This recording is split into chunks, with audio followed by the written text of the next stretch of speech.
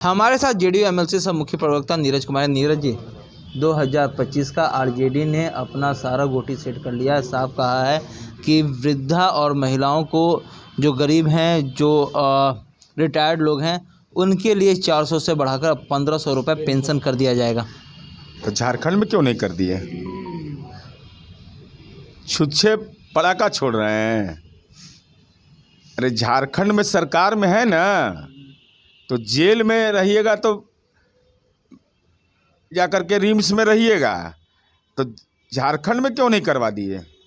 हम उनसे जानना चाहते थे, तेजस्वी यादव जी से, कि झारखंड में वृद्धावस्था पेंशन आप क्यों नहीं बढ़वा दिए? 1500 क्यों नहीं करवा दिया आपने? कौन रोका था आपको? आपने सामाजिक सुरक्षा पेंशन क्यों नहीं 1500 करवा दिया? 60 वर्ष से अधिक के बुजुर्गों को वृद्धावस्था पेंशन क्यों नहीं हुआ 1500 रुपया झारखंड में?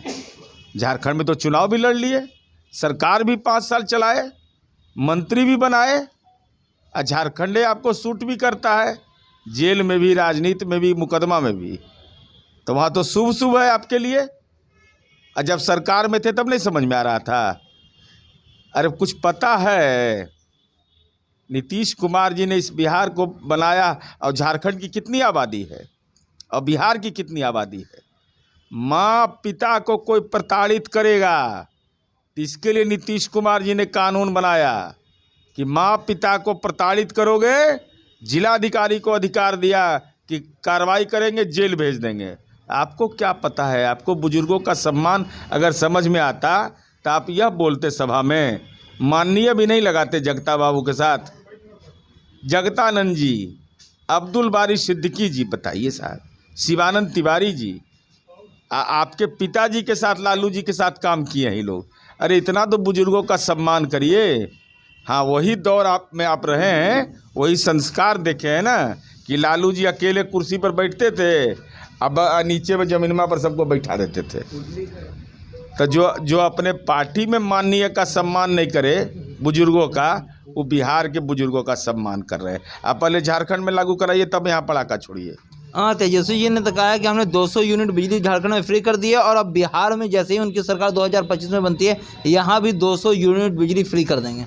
नौकरी फ्री में दिए। 43 बीघा 12 कट्ठा 16 धूर चना बेच के लाए थे कि मसूरी बेच के लाए थे कि धान? वो तो कह रहे हैं कि पिछले 17 महीने में हमने 4 लाख नौकरियां दी हैं। हम बता देते हैं ना, इसका एकदम प्रमाण है मेरे पास। मंगरू यादव लालू जी के बड़े भाई थे, अब मंगरू यादव जी के परिवार में रेलवे में नौकरी, पशुपालन में मिला तो लालू जी जमीन लिखवा लिए, और उसी मंगरू यादव जी के घर के पुत्रवधू गुंजन यादव, श्रीमती गुंजन यादव को कार्यालय सहायक में नौकरी मिला, तो 1 रुपया, 1 जमीन नहीं लिखना पड़ा। तो घरवा वाला के बकसबे नहीं किया, और अब बोल देंगे तो खराब लगेगा इस सबको। ऐसा सुने कोई नहिरा में जमीन महिला लिखवाती है? राबड़ी देवी जी के चचेरा भाई थे नाटा चौधरी, उनके परिजन को नौकरी मिला, उससे भी जमीन लिखवा लिया। ये सब अभी तो कह रहे हैं कि हमने जो 17 महीने में काम कर दिया, 4 लाख नौकरी दे दी, वो कहाँ आप लोगों ने किया? और उसके पहले तो आपके पिताजी नाकाम थे। इसका मतलब आप यही ना कहना चाहते हैं कि 33 हमारे पिताजी 15 साल मुख्यमंत्री रहे और उन्होंने नौकरी नहीं दिया, तो इसका कारण यह था कि मेरे पिताजी नाकाम है। नौकरी का दावा तब करिए जब अपने माँ पिता को नाकाम घोषित कर दीजिए आप। नीरज जी, साफ तौर पर तेजस्वी यादव ये भी कह रहे हैं कि उन्होंने जो है काम किया है उसका कोई तोड़ नहीं, और अभी जो बीपीएससी के अभ्यर्थी हैं उनके साथ कंधे से कंधा मिलाकर चल रहे हैं, उनके हक की बात कर रहे हैं। नियुक्ति का हाल यही है कि सामाजिक न्याय के योद्धा थे, 19,538 सिपाही बहाल किए, और नीतीश जी स्वतंत्रता सेनानी के बेटा बहाल किए 2,25,000। शिक्षक बहाली बेचारे किए 33,499, और इसमें विद्यालय सेवा आयोग का चेयरमैन जेले चले गए सरदार देवनंदन सिंह, और हम बहाल किए 6,11,502। कौन माई का लाल पैदा लिया जो ये कह देगा कि किसी को 1 कट्ठा जमीन लिखना पड़े? और राबड़ी देवी जी अपने चचेरे भाई, अपने चाचा नाटा चौधरी के बेटे रामाधार चौधरी को पशुपालन विभाग में और अशोक यादव को रेलवे में नौकरी दिया तो उससे बीपीएल टाइप का 2 कट्ठा 24,000 में रजिस्ट्री करा लिया, जिसका थाना नंबर है 873, तौजी नंबर 3296, खाता नंबर 16, प्लॉट नंबर 776, 777, जमाबंदी नंबर 254। अच्छा, अब इससे बड़ा प्रमाण क्या चाहिए भाई? नहीं, अब जो बीपीएससी अभ्यर्थियों का मामला भी आया है उसको लेकर भी तेजस्वी यादव आप लोगों के हमलावर हैं, आप लोगों के ऊपर हमलावर हैं। उन्होंने साफ तौर पर कहा है कि भाई आयोग ने को डेट बढ़ाना चाहिए, मुख्यमंत्री होश में नहीं है। नहीं, तेजस्वी यादव जी ने कहा कि 80,000 से ज़्यादा अभ्यर्थी, ये कहाँ से डेटा लाए सो बताइए, जो फॉर्म से वंचित हो गए। हम ही जानना चाहते हैं 80,000 का नाम बताइए तो जरा, नाम, पिता का नाम, एड्रेस जारी करिए आप 80,000 का। एकदम 2 घंटा के अंदर मैं चुनौती दे रहा हूँ, 2 घंटा का समय दे रहा हूँ। ये राजनीति में इस भ्रमजाल फैलाते हैं। और अगर सर्वर डाउन था तो 1 नवंबर से 4 नवंबर तक 1,30,000 40,000 अभ्यर्थी फॉर्म कैसे भर दिया? 4,30,000 टोटल अभ्यर्थी हैं। और मीडिया के लोगों ने बताया, मैं नहीं जानता, कि नॉर्मलाइजेशन की बात इन्होंने विधानसभा में कहा, चूँकि हम विधानसभा में है नहीं, तो विज्ञप्ति में कहाँ नॉर्मलाइजेशन की बात थी, और बीपीएससी ने स्पष्ट कर दिया है। तो आखिर ये कहाँ विराम होगा? परीक्षा कब तक रुकेगी? यह जरा बता दें कि परीक्षा को रोक के रखिए, परीक्षा नहीं हो, अभी बहुत विभाग की अधियाचना होगी। अब बीपीएससी को, चेयरमैन को चिट्ठी लिखने में डर लगता है, उसके लिए कोई क्वालिफिकेशन की ज़रूरत नहीं है। कोई भी भारत का नागरिक पत्र लिख सकता है, ऐसा नहीं कि जिसको कम डिग्री है वो नहीं लिख सकता है, जो अभ्यर्थी नहीं हो सकता वो नहीं लिख सकता है, जिसके घर में कोई अभ्यर्थी नहीं हुआ वो नहीं लिख सकता है, सब लिख सकता है। और आपने कहा था कंधा से कंधा मिलाकर लड़ेंगे, तो आप कहाँ थे आंदोलन के दिन? वो कंधा कहाँ था, दाएं वाला बाएं वाला, खगड़िया में कि बेगूसराय में? कहाँ थे राजकुमार, यह बताइए लोगों को। और साथ ही साथ चढ़ जा बेटा सूली पर भला करेगा राम, वो बेचारा जेल चला गया। अब जमानतदार बनिए, और हम अभ्यर्थियों से अनुरोध करेंगे, नेताओं के चक्कर में मत पड़िए आप, कैरियर बर्बाद हो जाएगा, मुकदमा हो जाएगा, अब सरकारी कर्मी बनने लायक नहीं रहिएगा। आंगनवाड़ी सेविका का बेटा टॉपर हो रहा है इस बिहार के अंदर में, अगर वह कहानी लिखनी है तो बीपीएससी परीक्षा में भाग लीजिए। नेता सबके घन चक्कर में पड़िएगा ना, तो अगला बार भी जो परीक्षा होगा उससे आप वंचित रह जाइएगा। नहीं, अब जो बीपीएससी अभ्यर्थियों का मामला भी आया है उसको लेकर भी तेजस्वी यादव आप लोगों के हमलावर हैं, आप लोगों के ऊपर हमलावर हैं। उन्होंने साफ तौर पर कहा है कि भाई आयोग ने को डेट बढ़ाना चाहिए, मुख्यमंत्री होश में नहीं है। नहीं, तेजस्वी यादव जी ने कहा कि 80,000 से ज़्यादा अभ्यर्थी, ये कहाँ से डेटा लाए सो बताइए, जो फॉर्म से वंचित हो गए। हम ही जानना चाहते हैं 80,000 का नाम बताइए तो जरा, नाम, पिता का नाम, एड्रेस जारी करिए आप 80,000 का।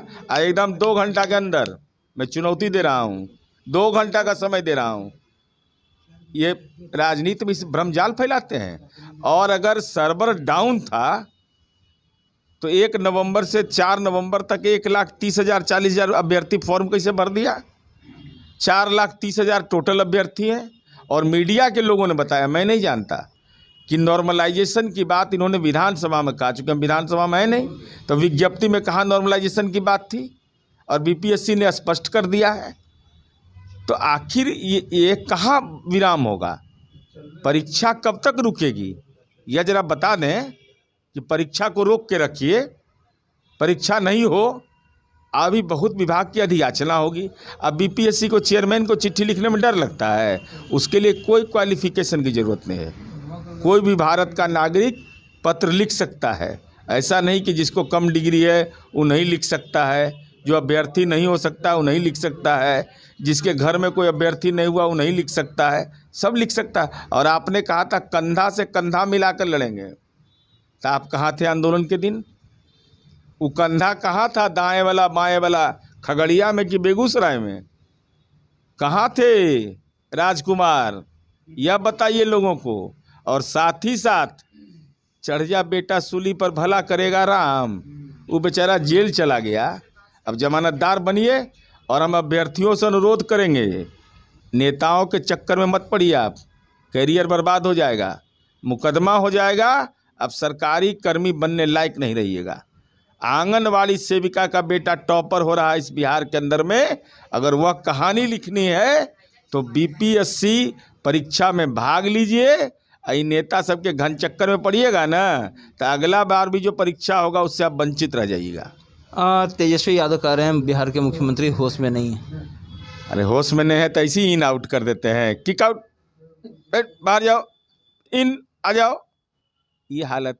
नीतीश कुमार जी ये महुआ बाग वाला रोडवा के बनाया है? लालू जी से बना था। ये 43 बीघा 12 कट्ठा 16 धूर जो पटना में जमीनमा है तो सब रोडवा नीतीशे जी बनाए हैं। ये बेचारे कुछ नहीं बना पाए। हाँ, एक काम है जो आप मीडिया के लोग बताते हैं कि लालू जी रोज महुआ बाग जाते हैं। अरे महुआ बाग का मकान क्या राजकुमार का घराना है? वहाँ मीडिया के लोगों को प्रवेश क्यों नहीं है? तहखाना बना रहे हैं, आर्थिक तहखाना। तो देखे ना क्या हुआ, बेतिया राज की संपत्ति जब्त हो गई, सब जब्त, सरकार ने अधिग्रहण कर लिया। तो महुआ बाग में मीडिया को जाने नहीं देते हैं। असम में सुनते हैं कि हवा खाने के लिए जाते हैं वहाँ मेरीन ड्राइव, तो हमको लगता है गाड़ी में बुदबुदाते होंगे कि मित्र तुमने काम तो बहुत शानदार और जानदार किया, इतनी स्वच्छ हवा मिलती है मेरीन ड्राइव में, लेकिन मेरा दुर्भाग्य है कि मैंने नौकरी के बदले में इस इलाके में ज़मीन नहीं लिया। चूँकि अब ज़मीन तो ऑनलाइन हो गया, सर्वे हो गया, जाति सर्वे, तब ना खुलासा हुआ। 43 बीघा 12 कट्ठा 16 दूर कहाँ से हम लोग जानते? उस सर्वे हुआ, जाति सर्वे, तब पता चला कि अरे बाप, मुजफ्फरपुर में 25 बीघा, गोपालगंज में इनको है 9 बीघा 17 कट्ठा 16 दूर। अब पैतृक जमीन को एक बीघा था। तीज बरसा एकदम गदागद जब बरसा तो हम उम्मीद यह करते हैं सरकार से, और हम एकदम मुस्तैदी से सवाल को उठाएंगे भी, इन लोगों की संपत्ति को जब्त करिए और वहाँ अनाथालय और विधवाश्रम बनाइए, जिससे आने वाली पीढ़ी यह समझ सके कि इन भ्रष्टाचारियों पर कैसे कानून का वज्र प्रहार। लालू यादव की संपत्ति को जब्त करेंगे, एकदम जब्त करेंगे। वहाँ पर चलाएंगे आंगनवाड़ी केंद्र, वहाँ चलाएंगे अनुसूचित जाति जनजाति विद्यालय, जननायक कर्पूरी ठाकुर छात्रावास। भूमि की उपलब्धता कम है तो ये धन आया कहाँ से? नीतीश कुमार जी का ऑपरेशन ऐसे ही चलता है। अब जाति सर्वे करा दिए, किसी को पता नहीं चला कि कारण क्या है। जमीन सर्वे करा लेंगे तो सब नेता सब पकड़ा जाएगा, जेकर घसका के रखे हुए हैं ना दूसरे के नाम पर, सब पता चला कि जब्ती सूची में आ गया।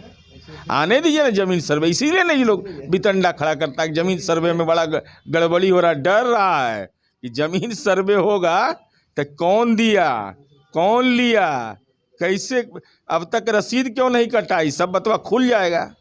तो आपने साफ सुना, जेडीयू एमएलसी सब मुख्य प्रवक्ता नीरज कुमार ने साफ तौर पर कहा है कि अभी समय है, आने दीजिए, जो लालू प्रसाद यादव की संपत्ति है उन्हें भी जब्त करेंगे और समय पर उन्हें भी जवाब देंगे। महिप्राज 22 को पटना। 5 राज्य, 61 शहर, 150 प्रोजेक्ट और 1 वास्तु विहार। नई सोच, नया घर। बनाए रखिए अपना प्यार, सेवा में है वास्तु विहार।